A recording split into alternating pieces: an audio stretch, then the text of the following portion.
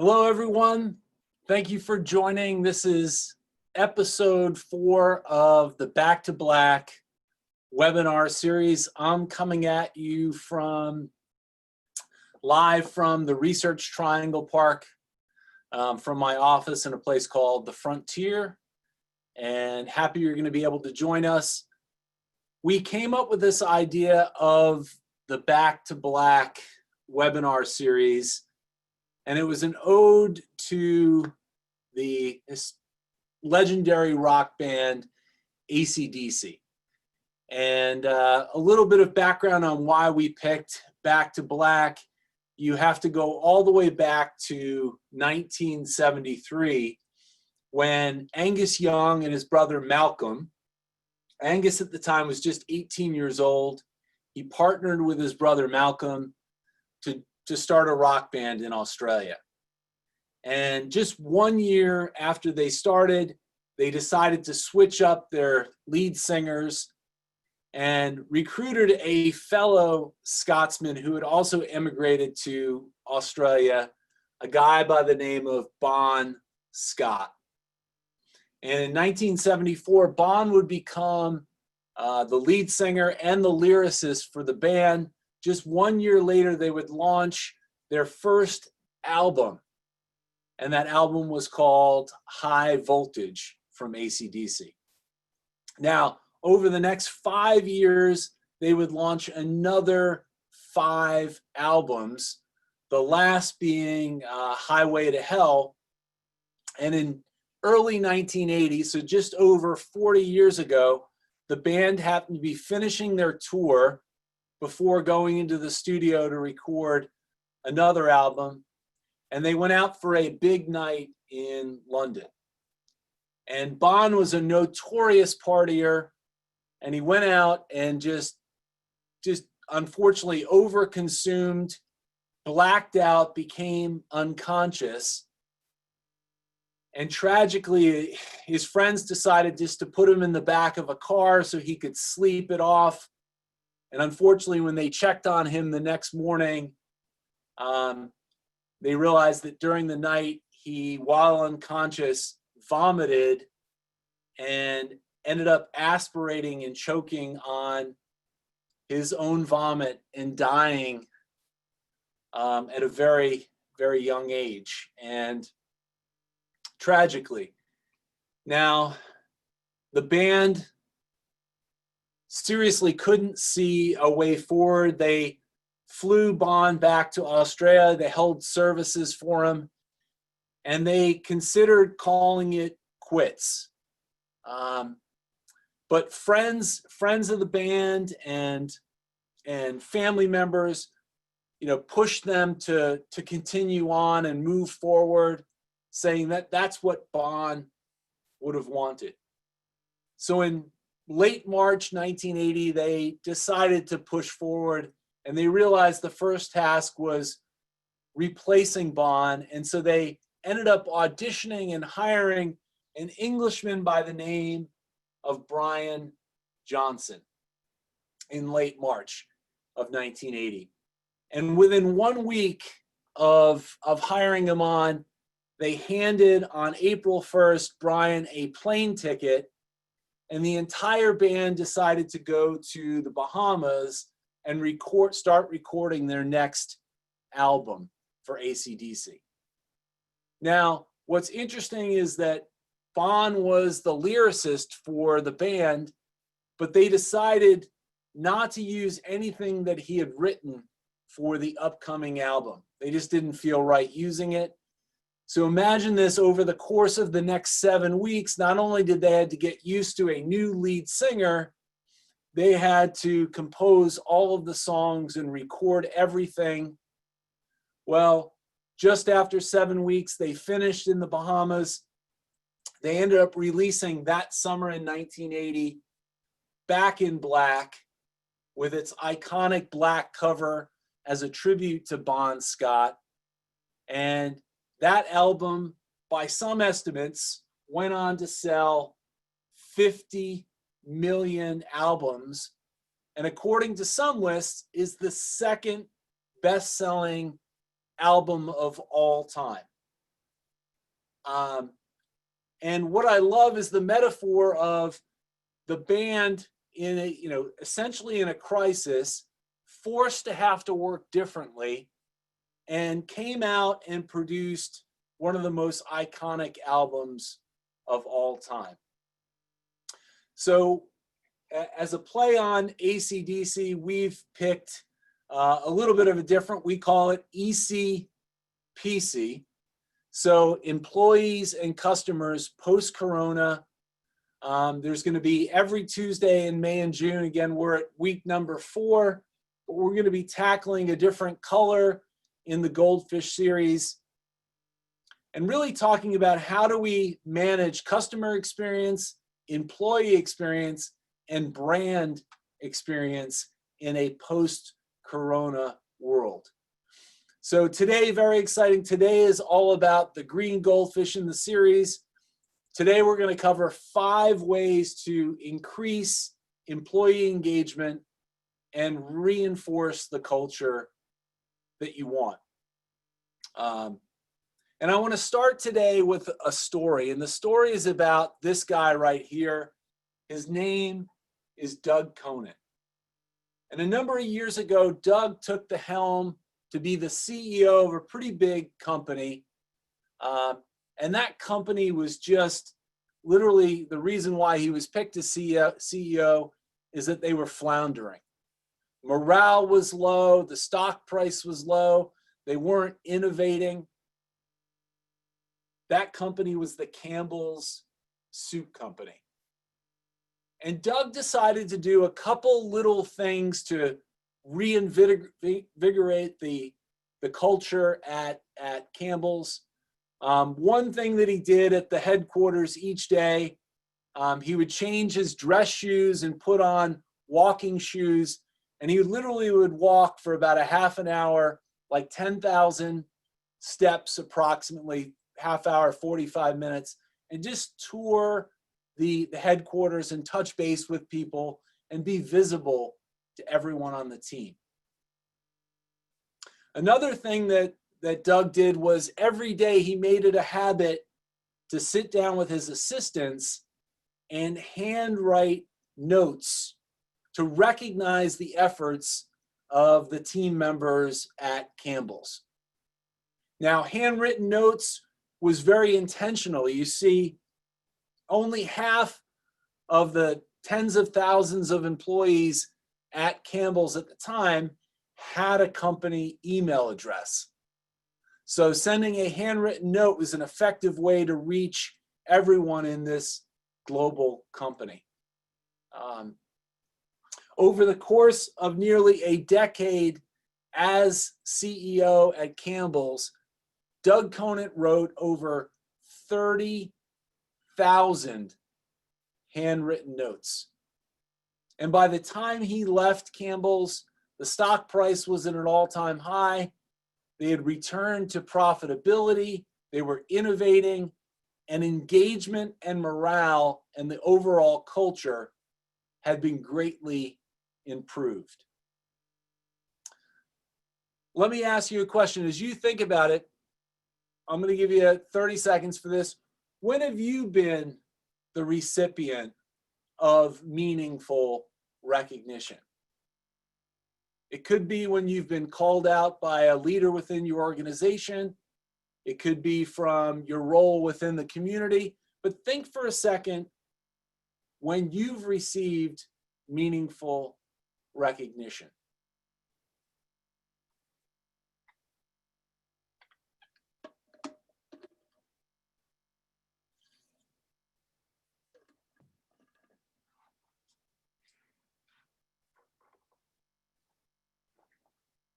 And more importantly, how did that make you feel? Now, for me, a number of years ago, about 5 years ago, I was the conference director for an event called the High Five Conference. And I got recognized because of all the hard work that you do. And one of the most meaningful pieces of recognition, I got my own custom bobblehead doll. And it was very nice. They actually gave it to me with, I actually had a little bit of hair back then. But the point that I wanted to make with this is, how did you feel when you were recognized? And I imagine for most people, it was a good feeling to have that sort of recognition. And there's a reason why we feel good, because we are hardwired as human beings to be able to feel what that's like. And it turns out, as human beings, 80% of how we see other people comes down to just two very basic questions. And I think it's at the heart of why Doug Conant's handwritten notes were so effective. You see, when we walk out of the cave, literally for everyone we come into contact with, we have to ask two questions. And the first question is this: what is the intent of this person or thing that I'm animal or thing that I'm coming into contact with? And then number two, what's their ability to carry out that intent? So what's their intent? And then two, what's their ability to carry out that intent? 80% of how we view other people, over 50% of how we view other brands, come down to just those two factors. And social psychologists call these factors, that intent piece is called warmth, and the ability to carry it out is competence. Warmth and competence. And here's the thing: you can be seen as high warmth or you can be seen as low warmth. And on the competence scale, you can be seen as high competence or low competence.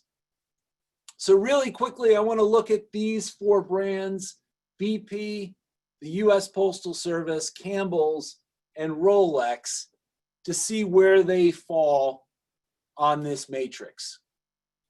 And we'll start with BP. I think most people, especially if you lived in the southeastern part of the United States, would look at BP and go, in light of Deepwater Horizon, you might put them in the bottom left. Low warmth and low competence. Now, for brands or leaders that we interact with that show that they don't care or they're not very effective at what they do, it's not a really good feeling. In fact, it might give us a sense of anger or disgust when we have to work with those brands or leaders. How about the US Postal Service? Now, I don't know about you, but my mailman, he just retired a couple years ago, but his name was Joe. And for 5 years, every day when he pulled up with his Jeep, he had a dog biscuit for my dog, McMurphy. But I tell people, you know, if I wanted to get a package to LA tomorrow, is there any chance I'm going to walk into the post office? Probably not. So I think you can make a case that they have the right intention, but maybe struggle with being able to execute on that. So for brands or leaders or brands here, we might have a sense of pity or sadness. We want them to do well. They just can't seem to get it done. How about Rolex? Competence-wise, maybe they make one of the best timepieces in the world, but they're a little standoffish. Maybe if you're not part of the Rolex brand. So I would say high competence, but low warmth. And how do we feel when we interact with brands? You can actually survive here as a leader or a brand, but you're going to engender a sense of envy or jealousy. Now, what did Doug Conant at Campbell show with his actions and how he turned around the culture of engagement? He showed that he was both high warmth and high competence. And here's the thing, if we can get up here, we're going to instill a sense of pride in how people feel when they engage with us as employees and customers. In fact, we might have a sense of pride so much so that we might go out of our way to tell other people to do business or to work for that company. Now, these little things we talk about that you can do to drive and increase the level of engagement is what I call a green goldfish. Green was the second color in the series. It followed purple goldfish. And a little bit of a lesson for me, I came from a marketing background. I thought, hey, customers are the end all, be all. All of the focus needs to be on the customers that you have. And when I looked at over 1,000 examples for purple, what I realized was that the companies that really got it for the customer, even more so, they focused on who? Their team members and employees. And they actually put employees first, customers second. So it led me on a quest to find another 1,000 plus examples of how to do the little things to reinforce the culture and to drive engagement. Now, at the time, I remember coming across this piece of research. What was the happiest place to work? This is back in 2013 when I was doing the initial research. We just updated the book last year with myself and Laura McGee, updated the 2.0 edition. But if you had to guess, what was the happiest place to work back then? And the happiest place to work, search no further, was Google. Career Bliss did this study, over 100,000 interviews, over 10,000 companies that they looked at, and Google got the #1 spot. Which was interesting to me to go, why did they place such an emphasis on their employees? And so I did a little bit of digging, and I came across something really interesting from this guy right here. This is Larry Page, who was one of the 2 founders of Google. He and Sergey Brin, while they were doctoral students at Stanford, started Google. And a number of years ago, he gave the commencement address at the University of Michigan, his alma mater. And he told a very telling story about Google and just his outlook on creating a company. And he told a story about growing up in Michigan and how his grandfather worked at a GM plant in Flint, Michigan. And he can remember visiting his grandfather during the summers, and every so often, like say if they needed to nail a stake down in the backyard, he would use this thing right here. It's called an alley-oop hammer. It is a steel pipe with molten lead at the end of it, an alley-oop hammer. And he would use that to bang stakes down. And he came to learn that his grandfather used to bring this with him to work every day when he went to the GM plant. Now, he wasn't using it on the assembly line. He brought it to work with him for protection. Turns out it got pretty violent with some of the sit-down strikes that they would have. And so he brought it to work for protection.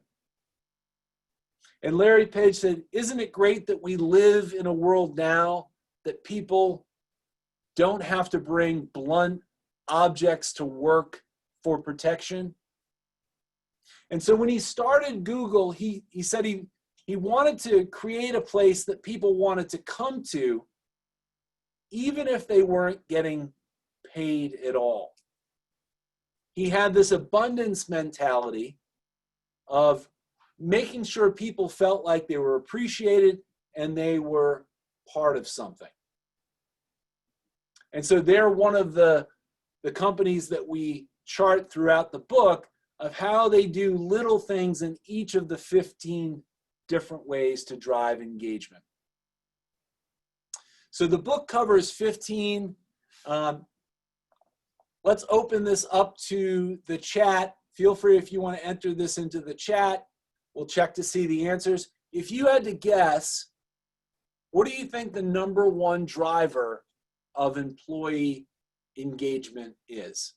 And I'll give you about 15, 20 seconds for people to share that.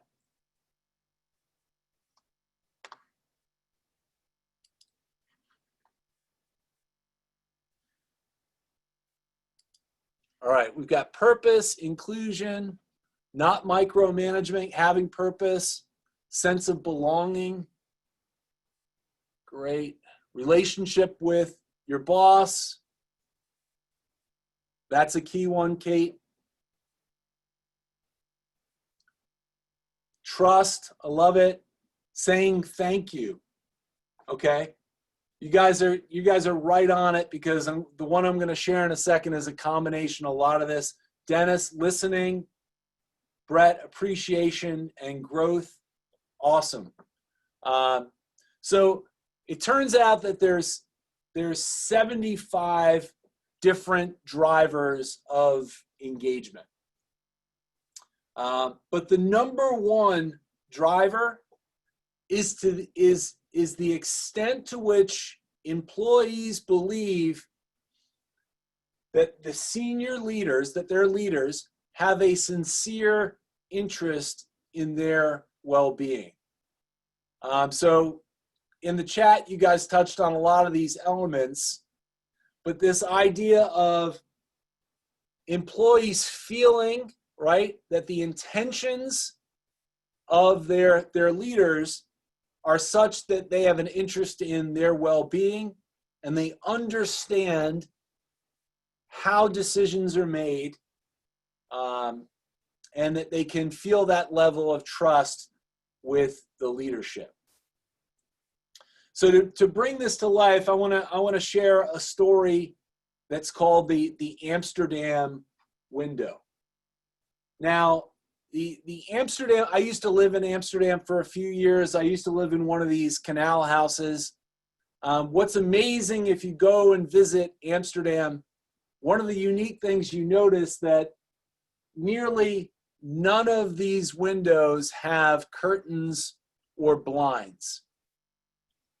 And an interesting thing, Vineet Nayar, former CEO of HCL Technologies, told a great story about visiting a friend who had one of these canal houses. And Vineet noticed that there were no blinds and there were no shades, and he asked his friend, why is that? And his friend said, well, one, the sun doesn't shine all that much here in Amsterdam. We like to let the sun come in, brighten the home. And then he said, second, he says, well, the canal is beautiful, and, that allows us to be able to always look out and see the beautiful view. And then Vineet said, his friend said something really interesting. He said, it also forces us to keep the house and our home clean.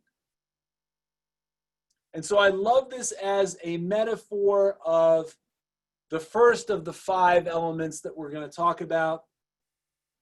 If the biggest driver is to the extent to which employees believe that their leaders have a sincere interest in their well-being, having transparency is absolutely critical to that. As a leader, we have to, especially in times of like we're in now with a global pandemic, we need to open the window of information and making sure we're communicating in a way that reinforces that we have the well-being of our employees at heart. Now, one of the realizations that I made when I started this project, again, everything I did initially was all about the customer with Purple. And the fact that I realized was this, is that as much as you want to focus on the customers, you can't have happy, enthused customers unless you have what? You have happy, engaged employees. Now, there was a great reason why these companies that really got it for the customer actually put more emphasis on their employees, because it just makes great business sense. If you have engaged employees compared to your competitors that don't have engaged employees, you will grow 3 times as fast as your competition, right? You'll reduce turnover by almost 90%, and you increase performance. You get more out of the employees that you have by upwards of 20%. So real quick background, it's the Green Goldfish. If you weren't on the webinar last week when we did Purple, let me give you the quick explanation of why green. It is an ode to this iconic American city, and that city is New Orleans. It's an ode to its most famous event, which is Mardi Gras. And the reason being is that purple, green, and gold are the 3 official colors of Mardi Gras. And the reason why it's an ode to New Orleans is because of one word. And it's a word that Mark Twain once said in his autobiography. He described it as a word worth traveling all the way to New Orleans to get. And that one word is called lagniappe. Lagniappe is a Creole word meaning it's French and Spanish. It translates to the additional gift or to give more. And we picked the color of green here because for me, this is the idea of going beyond dollars and just mere compensation, because that's not a driver of engagement. Maybe if you gave someone a raise, they say you get maybe a 2 or 3 week lift in engagement. But it's a lot of the little things that you do to be able to drive it. Now, similar to purple, I didn't learn my lesson. I went and found 1,001 examples for the green goldfish. It turns out that there's essentially 15 main ways that you can do this. We've already covered transparency. I want to cover one more from what I call the building blocks right here. The first B. This is similar to Maslow's hierarchy of needs. You have stuff that you need to get right on the bottom. And part of that is creating an environment of transparency. The other one is wellness. There's a bunch more here on the bottom, but let's talk a little bit about wellness as our second one. You can't have a happy, engaged employee unless you have a healthy employee. And so as we return back to work after in this post-corona world, I think this emphasis on making sure that our environment is safe, that we accommodate things like childcare and elder care, and even provide things like telemedicine. We need to make sure that we're creating an environment of wellness, both physical and emotional wellness. The middle level of this framework is this idea of things that you do to create a sense of belonging within an organization. So you've covered the basics at the bottom. Now you're leveling up to do things to create a greater sense of belonging. And just like the Doug Conan example, one of the main ways that you can do this is through recognition. Now, I love this. This is Angela Myers. She says, recognition, if you really want to boil it down, recognition is just about 2 words. And the word she uses, I love them, is this: you matter. The extent to which people feel like they are part of something and that they belong, and that their leaders understand that contribution, is absolutely key. The challenge with recognition, though, is that I think for the most part, people look at it the wrong way. They look at recognition as something that happens after the fact. If X happens, then Y happens as a result, that recognition. And I think that's absolutely the wrong way to look at it.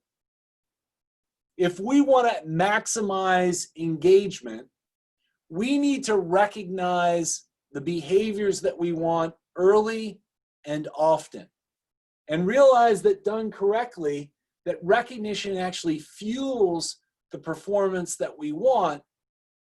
And so we have to make sure that we're doing it in the moment, and we're doing it often, and reinforcing the behavior that we're looking for. Now, here's the thing. I collected over 1,000 examples. This may be one of my favorites. It doesn't need to be this affair. You don't need to give away thousands of dollars, and it can be something as simple as this. This is a Danish software firm called Valtech. They've got this recognition program called the Order of the Elephant. And what happens is they've got this little purple stuffed elephant. And once somebody in the company shows one of their core values, which is positivity, they show being positive, they are awarded the elephant. And the only rule is that they have to prominently put it on their desk, and they have to tell people the reason why they were given the award. And it gets passed around each week, and people get it. Just a great, simple way to both visually and constantly reinforce that core value of positivity. The second type, and the fourth one I want to cover today, is this idea of team building. How do you make sure that people have a sense of belonging? How do you give them the opportunity to connect? And as we've dealt with in this kind of work from home environment, we're missing these hallway and water cooler conversations. We have to think about opportunities that we can reinforce that sense of belonging. So I've heard great examples of companies that are, having lunches together, like a potluck type of thing, or maybe they have a virtual happy hour, or just get together for coffee in the morning, like you would sit around, a corporate kitchen table type of thing. But we have to find ways, I think, to make sure that people feel part of that togetherness and do above and beyond to accommodate from work from home. Now, the top of this triangle is right here at the top. It's this idea of becoming. And if you remember from Maslow's hierarchy, this is all about kind of self-actualization, becoming a greater version of yourself. And so this is about empowerment. And the example I love here It's from 3M. It's actually the fifth example, but it must be 3 for 3M. 3M has a great program that they call 15% time. And the interesting backstory on 3M is that for their first 20 years of existence, they struggled. They weren't innovative. They weren't profitable. It wasn't until after World War II that they decided to essentially empower their engineers and give them up to 15% of their time to be able to work on any project that they chose. And that's where things like the Post-it note came from. That's also where Scotch tape was developed. So how are we giving our employees an opportunity to own things, to feel like they're empowered, to make decisions? How do we give them the flexibility to make the right calls? That is absolutely key if you want to grow and develop your team members. I'm reminded of a great quote that a fellow board member of mine once shared with me. His name is Danny Rosen. He shared this African proverb. You know, if we want to go fast, he said, you go alone. But he said, if you want to go far, he said, you go together. So as leaders, as we engage our team members, sometimes it can be faster if we do things ourselves. It may even be 100% as opposed to 80% when we empower somebody on the team. But if we need to go far, we need to make sure that we're empowering team members. So I want to reserve the last 15 minutes or so for questions and comments. So I'm going to open that up now. Feel free, there's a Q&A tab. Feel free to be able to type that in there. We have Sal that's helping out with this. And we can also, if you want to raise your hands, we can unmute you. And if I put my earbuds in, we can get it going. So feel free in. So I love that from Kimberly. She said, amen on emotional/mental health and wellness. May is mental health awareness month. I think that's going to be key as we move forward. Let me share as you start thinking of questions, and I want to make sure that I'm opening the Q&A as well. All right, I've got that open. Feel free to type those questions in there. Sal will help out. One of the questions I get is, what happens when you do these programs and you start creating a sense of expectation, or people become just spoiled, in essence, by all of these little things that you do for them as employees?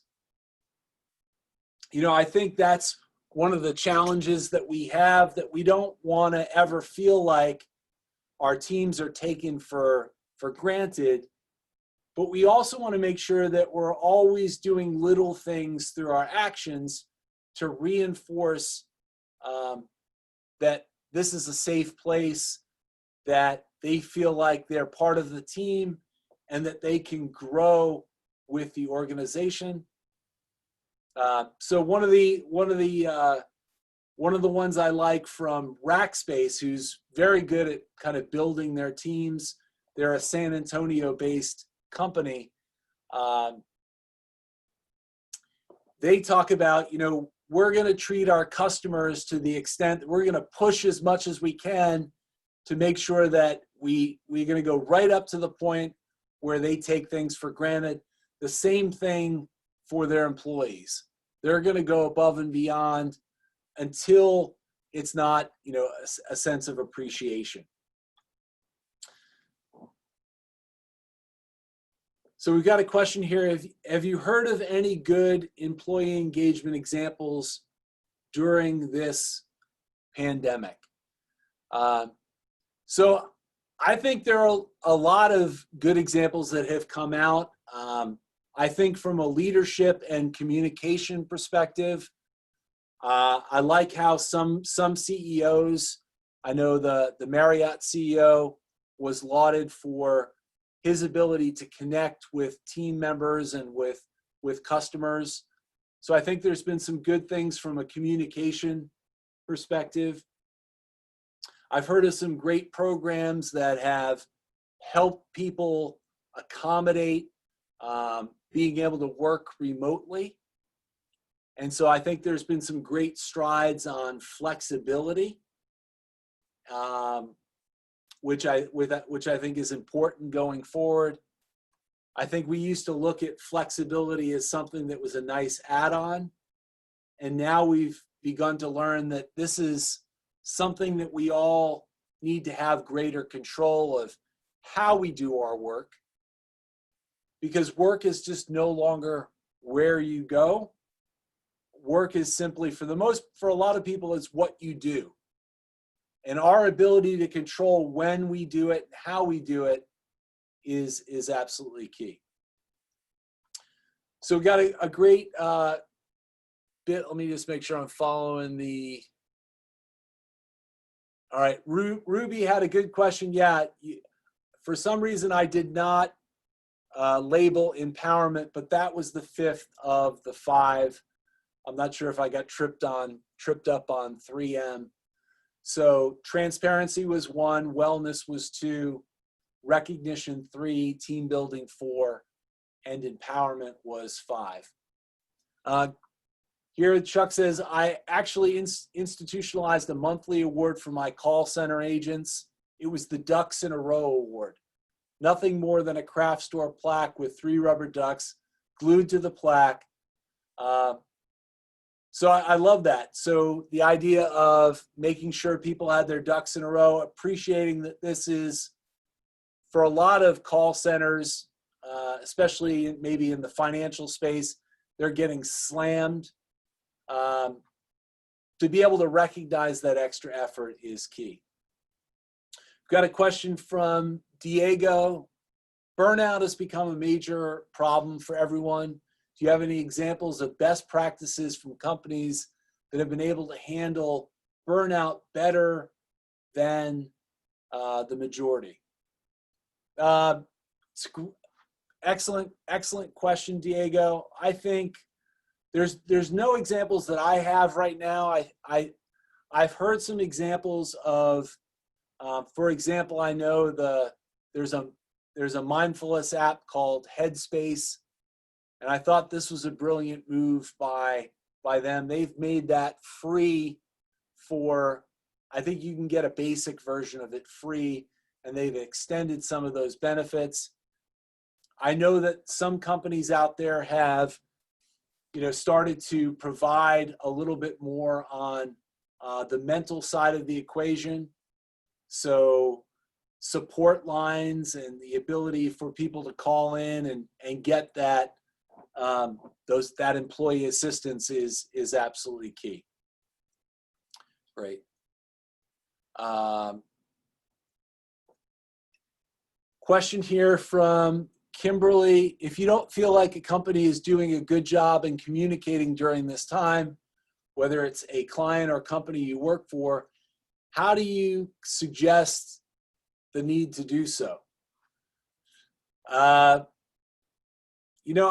think if you feel that you're not being that transparent and open, I think that's something that you're not feeling comfortable with that. I think you've got to bring that forward and up the chain to leadership. What's interesting to me is that just as a general rule, only about 5% of people will actually complain when they've had a bad experience or they see a potential issue. So if you're feeling that way, Kimberly, it's probably something that a lot of other people are feeling. And so I would recommend that you try to put it out there as, just a constructive criticism or suggestion that we need to be more transparent and we need to communicate better. I think that's absolutely key. One of the things they say is that, sunlight is the best disinfectant. And I know there's probably a political joke in there somewhere, but I'm not going to touch that. But making sure everything is out in the open is absolutely key. And so again, as you communicate to your team members or even to your customers, I think you want to be as open and transparent as possible. Great. All right. Looking to see if there are any other questions. You can also do comments, and if you want, I think Sal can unmute you if you wanted to actually put your hand up and ask a question.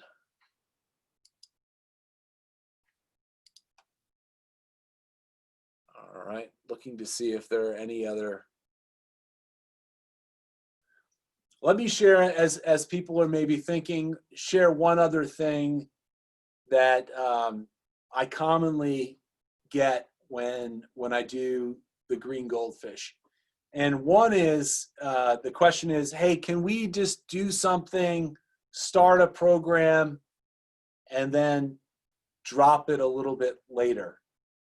And I think some things that you can do on kind of a campaign or maybe a seasonal basis, but just like on the customer experience side, once you start doing something and you do it continuously, you start creating an expectation.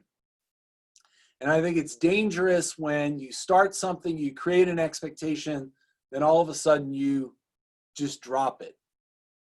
And so I think that you need to look at things that you do for your employees more as a commitment as opposed to just a campaign type of process. Paula had a question, how can I access the recording? Let's follow up with you afterwards. We usually put this on YouTube in the afternoon following, but we can make sure that we get you a recording of it. Feel free, if anyone wants to type in the chat as well, Sal can make note of that and we can get you a recording. Great. So really quickly, I want to talk about this idea. I don't want you to think of, when we talk about this idea of a green goldfish, it's this massive thing that you have to do.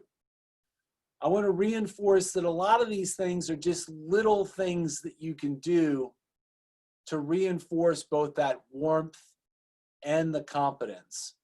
So don't feel like it's some huge Trojan horse that you need to roll out. I want you to think of this more as kind of, I call it like a Trojan goldfish.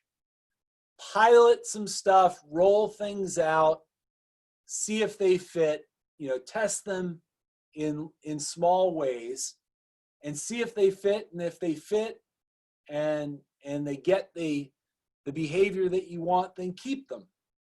But think of this as an iterative kind of agile process of constantly creating these little things to reinforce culture and drive engagement.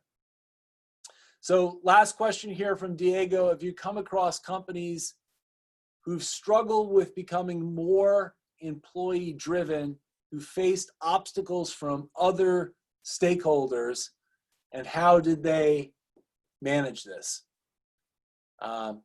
So I think that's a great question. I don't think any leader within a company is going to, say that their team isn't important. But at the end of the day, it's a matter of being able to bring that to life in a very consistent way.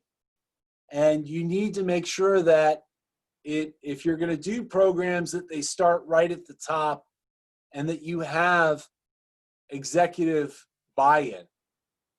You can't have, employees are so smart. You can't have leaders roll out a program and then 2 or 3 weeks later act in ways that are inconsistent with the things that they just said.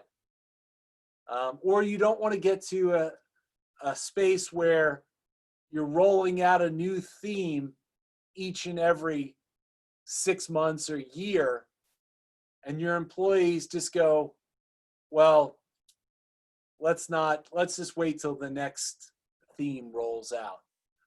So I think you need to make sure that you have the executive buy-in, that not just in words, but in supporting it from a resource perspective and from a behavior perspective, and that you make sure that you're measuring it so you can know the impact of the programs that you put into effect.